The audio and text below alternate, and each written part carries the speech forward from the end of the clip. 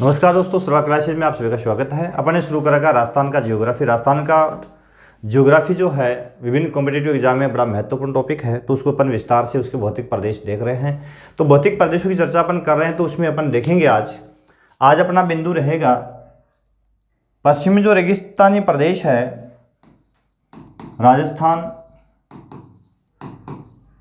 भौतिक प्रदेश। इसमें अब तक अपने क्या देख लिया, तो हमने अब तक जो है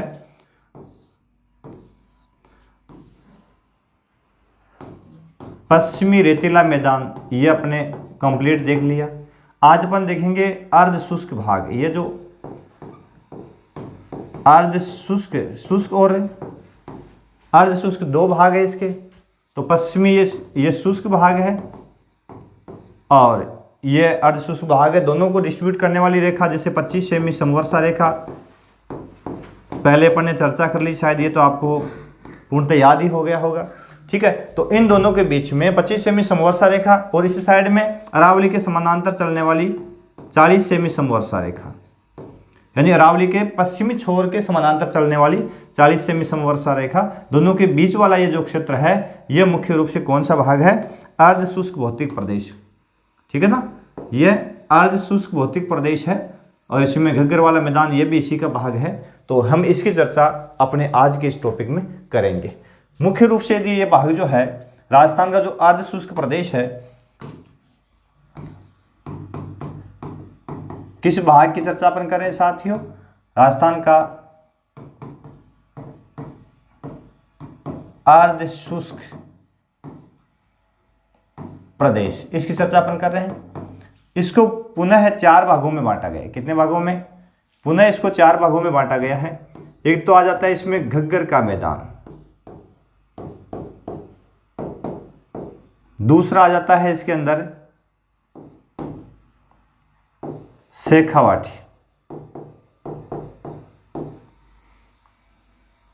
तीसरा इसमें आ जाता है नागौर उच्च भूमि और चौथा इसका भाग है लोनी बेसिन। इस प्रकार से इसके कितने भाग हैं? 4 भाग है मुख्य रूप से। तो पश्चिमी मरुस्थलीय प्रदेश के 2 भाग थे, शुष्क और अर्धशुष्क। शुष्क की अपने बात कंप्लीटली कर ली है और विस्तार से संपूर्ण जो वीडियोज है वो डाल दिए गए हैं। आज अपन बात करेंगे अर्ध शुष्क प्रदेश की। तो अर्ध शुष्क जो प्रदेश है वो मुख्य रूप से सीमांकित है 25 सेमी समवर्षा रेखा और 40 सेमी समवर्षा रेखा के बीच में अवस्थित ये भाग है और इस भाग को पुनः 4 भागों में बांटा गया है। कितने भागों में? इसके 4 भाग है और 4 भागों में कौन कौन से भाग है? घग्गर का मैदान, शेखावाटी प्रदेश, नागौर उच्च भूमि का क्षेत्र और लूनी बेसिन। ठीक है, तो इसको 4 भागों में मुख्य रूप से बांटा गया है। इसमें कौन कौन से जिले शामिल है? यदि अपन जिलों की बात करते हैं तो इस प्रदेश में मुख्य रूप से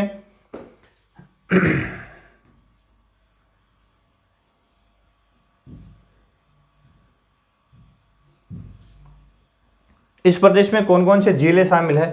तो जिलों की यदि अपन बात करेंगे साथियों, तो ये वाला जो क्षेत्र है इसके अंदर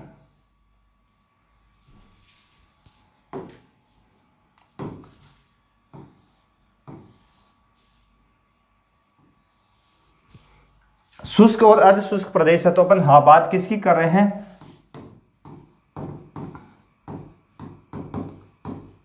अर्ध शुष्क मरुस्थल की।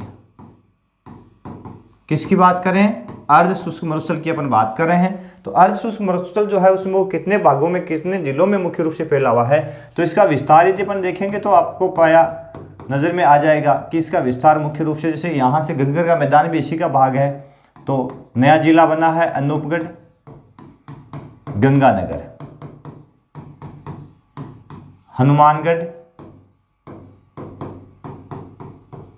ठीक है, उसके बाद में यहाँ पे चूरू,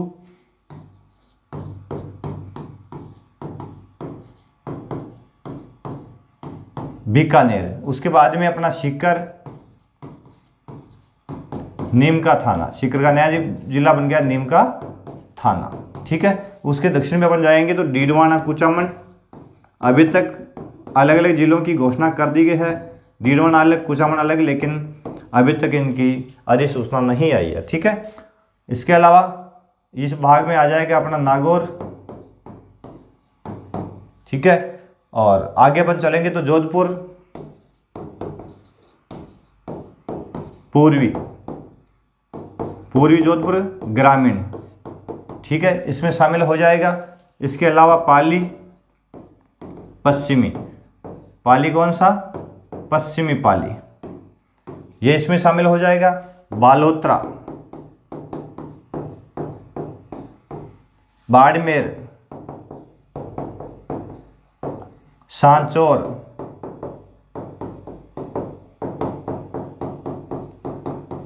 जालौर, ठीक है।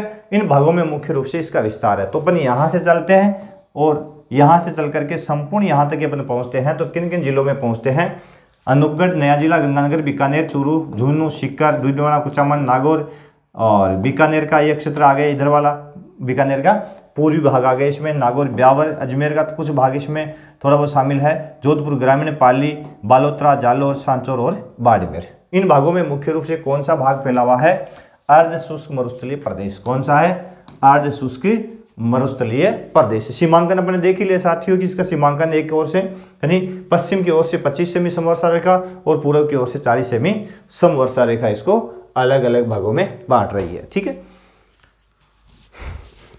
अगला बिंदु, आगे यदि अपन इसके 4 भाग, अपन ने कितने भाग कर लिए, इसके 4 भाग कर लिए। तो 4 भाग अपन ने किए, कौन कौन से, सबसे पहले घग्गर का मैदान, उसके बाद में शेखावाटी प्रदेश, फिर उसके नागौर की उच्च भूमि, उसके बाद में लूनी बेसिन। तो अब बारी बारी से अपन चर्चा करेंगे। सबसे पहले चर्चा करते हैं, पहला जो भाग इसका है घग्गर का मैदान। अब घग्गर की बात करते हैं तो ये हिमाचल से निकलने वाली प्रमुख नदी है, यानी घग्गर नदी हिमाचल की शिवालिक पहाड़ियों से निकलती है और दक्षिण पश्चिम की ओर प्रवाहित होते हुए राजस्थान के अंदर हनुमानगढ़ में प्रवेश करती है हरियाणा से, और उसके बाद में आगे गंगानगर, हनुमानगढ़ और नया जिला हो गया अपना अनूपगढ़, यहाँ तक इसका प्रवाह क्षेत्र है। बहुत बार इसका पानी काफ़ी दूरी तक आता है, तो पाकिस्तान में फोर्ट अब्बास तक भी प्रवेश कर जाता है। हालांकि आंतरिक अपवाह तंत्र की नदी है। किस प्रकार की नदी है, आंतरिक अपवाह तंत्र की नदी है, क्योंकि जिस नदी का पानी किसी सागर, महासागर या खाड़ी में नहीं गिरता, उसको आंतरिक अपवाह तंत्र की नदी में शामिल किया जाता है। तो यह नदी मुख्य रूप से हनुमानगढ़, गंगानगर, अनूपगढ़ वाले क्षेत्र में अपना जल विसर्जित करती है, और ये इसका पार्ट वाला क्षेत्र है। चूरू का उत्तरी भाग है, उसके बाद में इसमें पहले 2 जिले शामिल होते थे।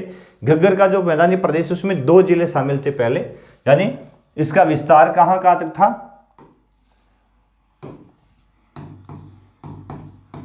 पहले विस्तार इसका होता था गंगानगर और हनुमानगढ़ में।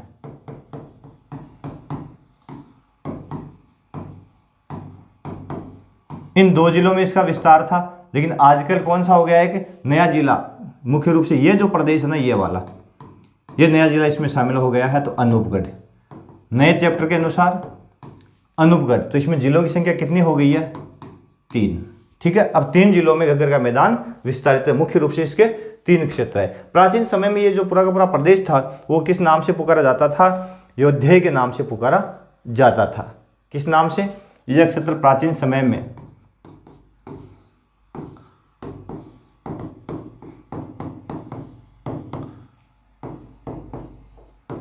योद्धेय कहलाता था। क्या कहलाता, योद्धेय के नाम से जाना जाता था।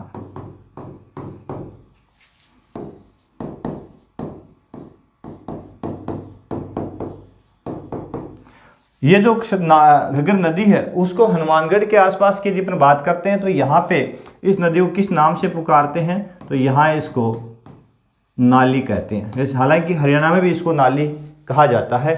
घग्गर नदी को वैसे दूसरा इसका नाम यदि अपन देखें तो इसको मृत नदी भी कहा जाता है, मृत नदी। घग्गर नदी का दूसरा नाम मृत नदी भी है। तो हरियाणा के आसपास में हनुमानगढ़ के अंदर इसका नाम क्या हो जाता है, इसको नाली के नाम से पुकारा जाता है। यह प्रदेश पूरा का पूरा मरुस्थलीय जलवायु का था, लेकिन घग्गर के आने से, घग्गर नदी के प्रवाह ने इस प्रदेश को कैसा बना दिया है, मैदानी बना दिया है। तो कई प्रकार की विशेषता इस प्रदेश की हो गई है, क्योंकि गंगानगर और हनुमानगढ़ जो है सबसे अधिक कृषि उत्पादकता के लिए जाने जाते हैं राजस्थान के अंदर। तो ये महत्वपूर्ण जिले दोनों, तो यहाँ पे ये दोनों, यह क्षेत्र जो है राजस्थान का अन्न भंडार कहलाता है। राजस्थान का क्या कहलाता है, अन्न भंडार कहलाता है।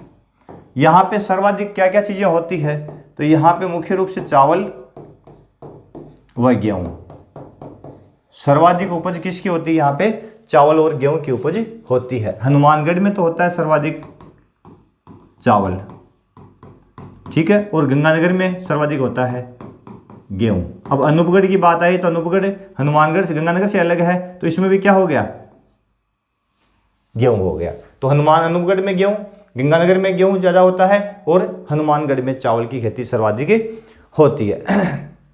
ये इस प्रदेश, राजस्थान का ऐसा प्रदेश है जो सर्वाधिक नहरों द्वारा सिंचित है, यानी सबसे अधिक इस प्रदेश की बात करें तो नहरों द्वारा, यहाँ पे नहरों द्वारा सिंचित भाग,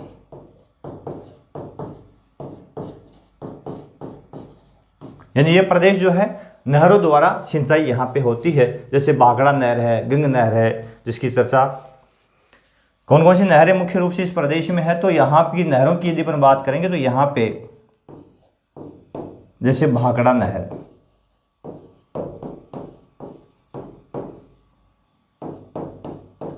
गंग नहर, जिसकी महाराजा गंगा सिंह, जो बीकानेर के जांगल प्रदेश के जो शासक हुए थे, महाराजा गंगा सिंह, जिन्होंने इस प्रदेश में जल की कमी को दूर करने के लिए गंग नहर का निर्माण करवाया था। और एक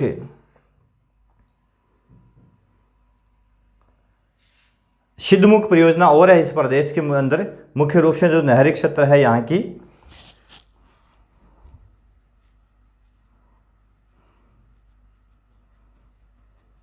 सिद्धमुख नोहर परियोजना, ठीक है ना।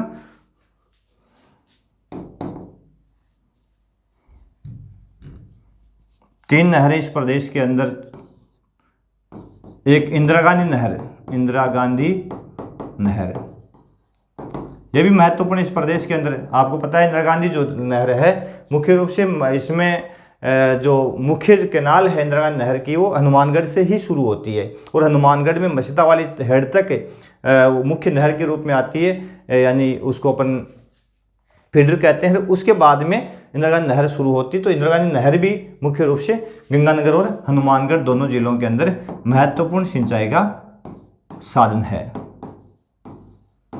और तीसरा अनूपगढ़। अब अनूपगढ़ हम शामिल कर रहे हैं बार बार, क्योंकि यह इसी प्रदेश में अब शामिल हो चुका है। और एक हो गई अपने सिद्धमुख नोहर परियोजना, सिद्धमुख नोहर सिंचाई परियोजना। यह एक सिंचाई परियोजना यहाँ चलती है, जो किसमें, हनुमानगढ़ के अंदर। मुख्य रूप से यहाँ की दो ब्लॉक हैं हनुमानगढ़ के, एक का नाम है नोहर और एक का नाम है भादरा। यहाँ पे इससे सिंचाई, सिद्धमुख नोहर परियोजना से सिंचाई होती है गंगानगर हनुमानगढ़ के नोहर और भादरा के अंदर, ठीक है। उसके बाद में ये जो प्रदेश है, इसकी अन्य विशेषताएं अपन देखेंगे। तो अन्य विशेषताओं में क्या विशेषता है इस प्रदेश की,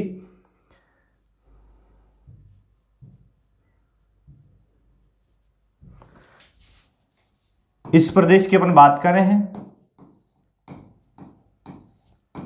घग्गर मैदान, ठीक है। पहला भौतिक प्रदेश, पहला पार्ट इसका अर्धशुष्क प्रदेश का चल रहा है, घग्गर का मैदान। अब इस समय प्रदेश के अंदर सिंचाई सर्वाधिक होती है। यदि यहाँ पे सिंचाई की बात करें तो सर्वाधिक सिंचाई होती है। राजस्थान की सबसे अधिक नहरों से सिंचाई, और वैसे भी सबसे अधिक सिंचित प्रदेश राजस्थान का है, सिंचाई वाला क्षेत्र। अब सर्वाधिक सिंचाई होने के कारण साथियों यहाँ पे एक समस्या क्रिएट हो जाती है। वो समस्या कौन सी है? सेम की समस्या। सेम या जलाधिक्यता की समस्या, यानी ज़्यादा सिंचाई करने से धरातल की जो ऊपरी परतें हैं उसमें पानी ठहरने लग जाता है और वो पानी वाष्पीकृत हो जाता है, और उसके बाद में उसके जो धरातल की ऊपरी परत है उसके ऊपर नमक की परतें छा जाती है। तो मिट्टी कैसी हो रही है? मृदा में लवणता की मात्रा बढ़ रही है। ठीक है, तो मिट्टी कैसी होती है? लवणीय हो रही है। अब किस क्रिया के द्वारा, ये प्रश्न पूछा गया है कि किस कारण से मिट्टी लवणीय हो रही है, तो इसको इंडिकेट कर दूं मैं, इसका नाम है इस क्रिया का केशाकर्षण क्रिया। केशाकर्षण क्रिया द्वारा इस प्रदेश की मिट्टी कैसी हो रही है? लवणीय हो रही है। अब केशाकर्षण क्रिया है क्या? तो इसको यदि अपन देखेंगे तो केशाकर्षण क्रिया क्या होती है? जैसे ये धरातल है और यहाँ पे पानी, काफ़ी ज़्यादा मात्रा में पानी ठहरा हुआ है, तो उस पानी से क्या होता है कि इस चट्टान के अंदर यहाँ जो पाया जाने वाला जो नमक है, इस सेल के अंदर पाया जाने वाला यहाँ पे नमक जो पाया जाता है, ये क्या करता है? इस जल के साथ में घुल जाता है और घुल करके किधर जाएगा? ऊपर चला जाएगा। ऊपर जाएगा तो धरातल की ऊपरी परत में यहाँ पे नमक की परतें बन जाती। क्यों? क्योंकि पानी जो H2 जल तो क्या हो जाता है? वाष्पीकृत। जल तो वाष्पीकृत हो जाता है, तो शेष बचता क्या है?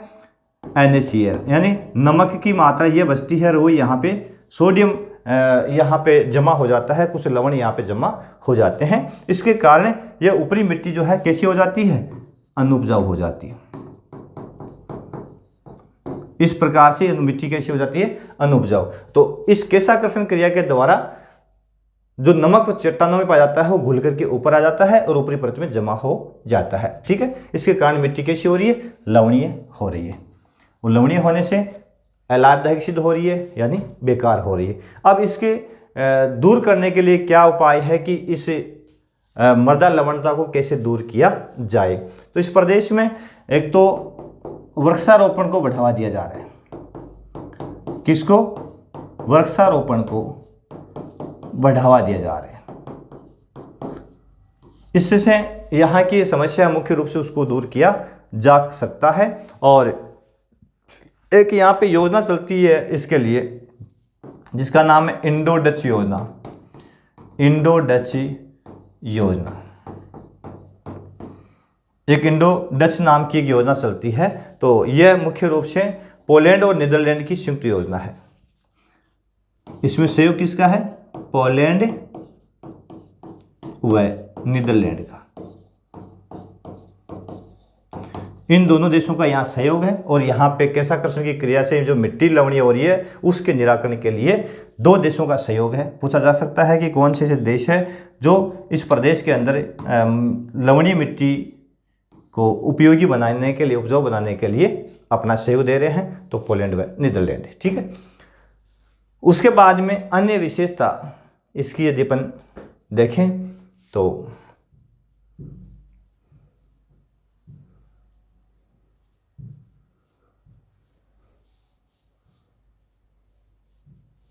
अन्य विशेषताओं की चर्चा इस प्रदेश में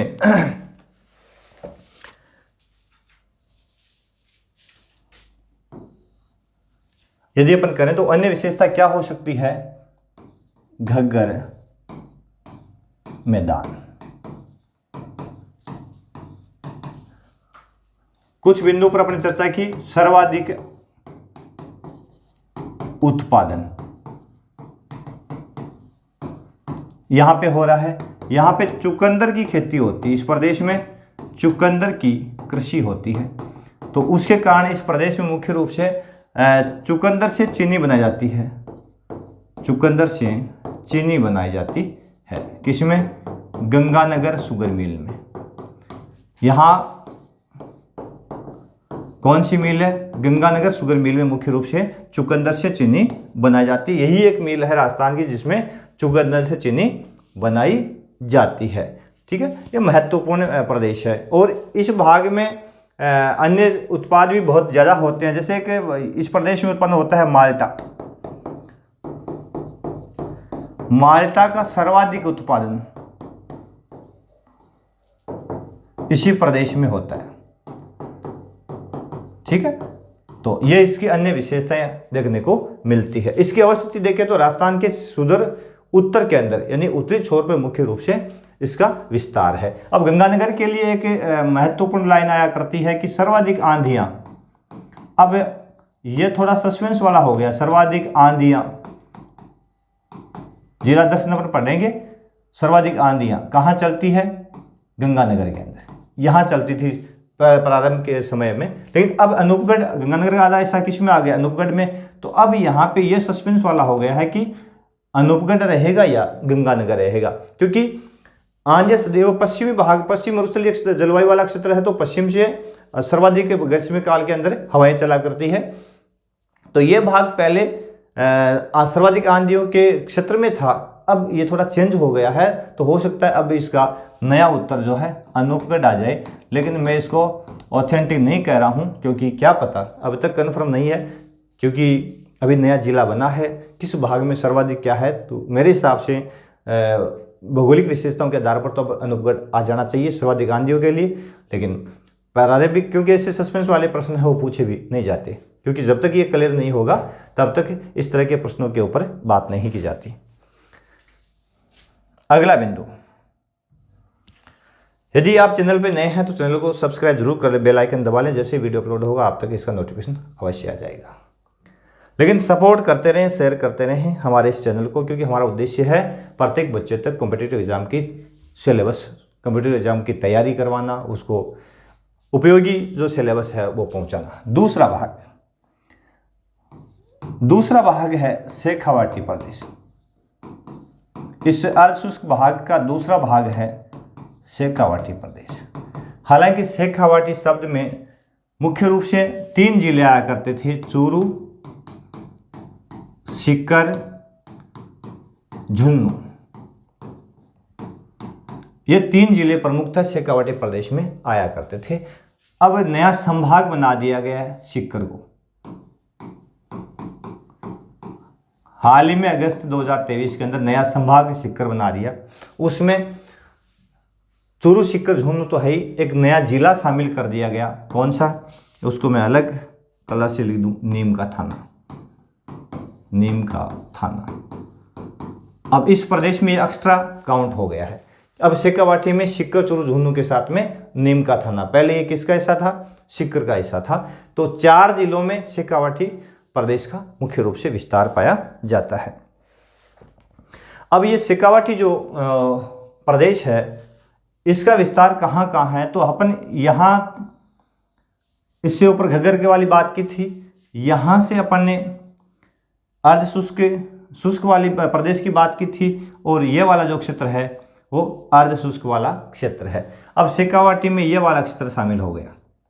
तो ये सीकर का, ये झुंझुनू आ गया अपना, ये चूरू आ गया, और ये सीकर का नीम का थाना यहाँ पे, और ये कुछ भाग सीकर का आ गया। मुख्य रूप से इस प्रदेश को क्या कहा जाता है? शेखावाटी प्रदेश कहा जाता है। अब इसके सीमांकन की बात करें तो इसकी सीमा, यदि उत्तर में इसकी सीमा, इस प्रदेश की सीमांकन अपन देखें तो उत्तर में तो क्या हो गया?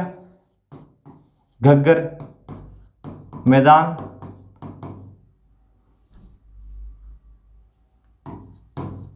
उत्तर में। ठीक है, उसके बाद में इसके पूर्व में, तो पूर्व की बात करें तो कौन सा हो गया अपना? 40 सेमी समवर्षा रेखा। उसके बाद में इसके दक्षिण में सीमा कौन सी हो गई? दक्षिण के अंदर नागौर उच्च भूमि की सीमा लगने लगी इसे, नागौर उच्च भूमि। और इसके पश्चिम भाग की बात करें तो 25 सेमी समवर्षा रेखा। ये शेखावाटी प्रदेश जो है अपना, उसके सीमांकन हो गया घग्गर का भाग आ गया एक साइड में, इस साइड में 40 सेमी समवर्षा रेखा आ गई, इधर नागौर उच्च भूमि का भाग आ गया और इस साइड के अंदर 25 सेमी समवर्षा रेखा आ गई। ठीक है, ये जो प्रदेश है मुख्य रूप से यहाँ पे कुछ आंतरिक अपवाह की नदियां बहा करती है। शेखावाटी प्रदेश के अंदर आंतरिक अपवाह की नदियां यहाँ पे देखने को मिलती है। आंतरिक अपवाह, आंतरिक अपवाह के अंदर कौन कौन सी नदियां यहाँ पे, जैसे कि कांतली प्रमुख नदी है यहाँ की, कांतली, और खंडेला की पहाड़ियों से निकलती है, सीकर और झुन्नू में, सीकर झुन्नू में प्रवाहित होती है। ठीक है, तो आंतरिक इस भाग की आंतरिक अपवाह की सबसे लंबी नदी का खिताब इसके पास में, सबसे लंबी नदी कौन सी, कांतली। ठीक है ना, तो सबसे लंबी नदी का खिताब भी इसके पास में है। इसके अलावा यहाँ पे अन्य नदियाँ प्रवाहित होती है, जैसे कि मेंढा इस भाग में प्रवाहित होने वाली नदी है, एक है रूपनगढ़ इस भाग में प्रवाहित होने वाली अन्य नदी, ये अन्य नदियाँ है। यहाँ अपने कांतली की बात की है तो कांतली नदी का जो प्रवाह क्षेत्र है उसको तोरावाटी कहा जाता है। कांतली नदी जो है ना ये वाली, इसका प्रवाह क्षेत्र है, कांतली का अपवाह क्षेत्र, एक शब्द आता है तोरावाटी, क्या शब्द आता है, तोरावाटी। तो कांतली नदी का अपवाह क्षेत्र क्या कहलाता है, तोरावाटी कहा जाता है। ठीक है ना, तो ये तोरावाटी जो है कांतली नदी का अपवाह क्षेत्र मुख्य रूप से कहलाता है। अन्य विशेषता इस प्रदेश की यदि अपन बात करें, शेखावाटी प्रदेश की अपन ने चर्चा शुरू कर रखी है। ये पूरा का पूरा प्रदेश जो है, पूरा का पूरा ये प्रदेश जो है वो बरखान बालू के टिल्लों से ढका हुआ है। बरखान व पैराबोलिक, बरखान व पैराबोलिक बालू का स्तूप खूब पाए जाते हैं। यानी इस संपूर्ण प्रदेश में बरखान व बालू का स्तूप भरपूर मात्रा में देखने को मिलते हैं। कुछ इस प्रदेश के लिए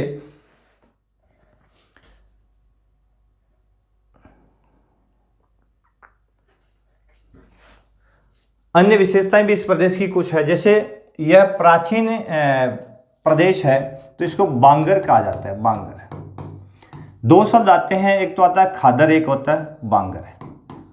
खादर व बांगर, बांगर की बात करें तो इसको पुरातन जलोढ़ कहा जाता है, पुराना जलोढ़ मैदान। यानी जहाँ पे नदियाँ पहले बाढ़ का पानी पहुँचाती थी आजकल नहीं पहुँचाती, ऐसे पुराने मैदानी भाग को बांगर कहते हैं। और जब खादर की बात आती है तो इसको बोलते हैं नवीन जलोढ़। ऐसे मैदानी क्षेत्र जहाँ पे आज भी नदी अपना बाढ़ का पानी पहुँचाती है और नई मिट्टी का निक्षेप करती है, ठीक है, तो उसको कहते हैं खादर और उसको कहते हैं बांगर। इसका मतलब शेखावाटी का ये जो प्रदेश है इसको बांगर कहा जाता है। और बांगर का मतलब, इसका मतलब ये कौन सा जलोढ़ है, ये पुरातन जलोढ़ है, प्राचीन जलोढ़ मैदान है, प्राचीन नदियों द्वारा सिंचित प्रदेश है।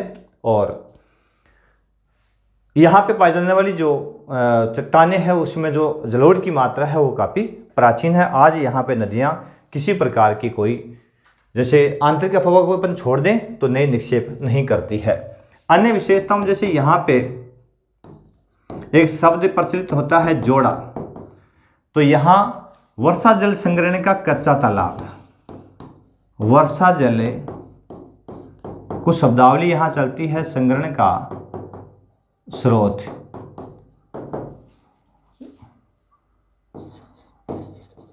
कच्चा तालाब क्या कहलाता है, जोड़ा कहलाता है। कच्चा तालाब क्या कहलाता है, यहाँ पे जोड़ा कहलाता है, ठीक है ना। इसके अलावा भी अन्य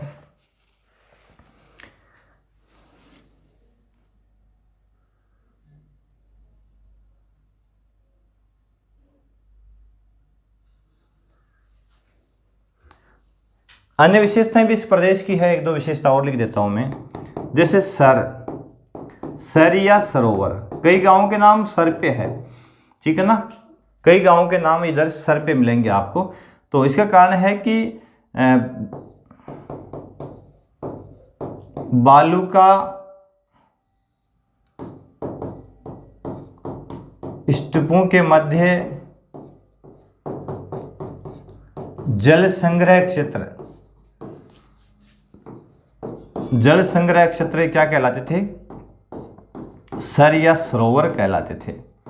और इन्हीं जल स्रोतों के आधार पर प्राचीन समय में कई गांवों के नाम वो जल क्षेत्र के आसपास में बसे थे, क्योंकि उनकी आवश्यकता थी, पीने के पानी पेयजल की समस्या रहती थी प्राचीन समय में। आज तो टेक्नोलॉजी खूब आ गई है, हर जगह नलकूप, ट्यूबवेल और नहर का पानी भी पहुंच चुका है, लेकिन पहले ये समस्या बड़ी विकराल थी। तो जल स्रोतों के आसपास में गांव आबाद हुआ करते थे, इसलिए कई गांवों का नाम सर और सरोवर के रूप में आज भी है, ठीक है। दूसरा है कि जो तोरावाटी का क्षेत्र है, यहाँ पे तोरावाटी क्षेत्र, कांतली नदी का जो प्रवाह क्षेत्र है, यहाँ पे बालू के टीले, बरखान बालू के टीले सर्वाधिक पाए जाते हैं। बरखान बालू का स्तूपों के लिए प्रसिद्ध है, स्तूपों के लिए जाना जाता है, ठीक है। तो ये सामान्य सी विशेषताएं, वो ज्यादा है नहीं इसके अंदर। शेखावाटी प्रदेश की अपन बात करें तो सिक्कर, चोरू, झुंझुनू, नीमका थाना प्रमुख क्षेत्र, जहाँ पे कांतली नदी आंतरिक प्रवाह की सबसे लंबी नदी पाई जाती है इस भाग में। और मुख्य रूप से कांतली नदी का प्रवाह है सिक्कर और झुंझुनू जिलों में देखने को मिलता है। यह जो क्षेत्र है मुख्य रूप से बालू क्या टीलों के लिए प्रसिद्ध है और प्राचीन शैलों से निर्मित है, प्राचीन जलोढ़ से निर्मित क्षेत्र है, इसलिए इसको बांगर भी कहा जाता है। इस प्रदेश में बरखान संपूर्ण प्रदेश में पाए जाते हैं। कांतली के अलावा मेंथ है, रूपनगढ़ है, अन्य इस प्रदेश में प्रवाहित होने वाली प्रमुख नदियां हैं। यहाँ पे जल स्रोत है वो सर या सरोवर के नाम से पुकारे जाते हैं। और कच्चे कुओं को मुख्य रूप से जोहड़ा के नाम से पुकारा जाता है। तो ये प्रमुख क्षेत्र है किसका? अर्धशुष्क प्रदेश जो है उसका। दूसरा भौतिक प्रदेश उपविभाजन अपन ने किया है जिसका नाम है शेखावाटी प्रदेश। उसके बाद में इसके दो अन्य भौतिक विभाजन और करेंगे अपन, दो भाग और पढ़ेंगे। उसमें एक तो पढ़ेंगे नागौर उच्च भूमि, दूसरा लूणी बेसिन। ये दो प्रदेश इसके और है जिसकी चर्चा हम अगले वीडियो में करेंगे। यानी अगला वीडियो जो है हमारा होगा किसका? नागौर उच्च भूमि की विशेषताएं और अपना लूणी बेसिन जो है उसकी चर्चा अपन करेंगे। तब तक के लिए आप देखते रहिए सर्वाग क्लासेस, जुड़े रहिए अपने मिशन से। अपना मिशन प्रत्येक बच्चे तक कॉम्पिटिटिव एग्जाम का मैटर जो है पहुंचाना है। हमारे इस चैनल को लाइक शेयर सपोर्ट जरूर करते रहें ताकि हमारा मनोबल बढ़े और हम आपके लिए नए नए सिलेबस के नए वीडियो जो लाते रहें। तो बहुत बहुत धन्यवाद, देखते रहिए सर्वाग क्लासेस।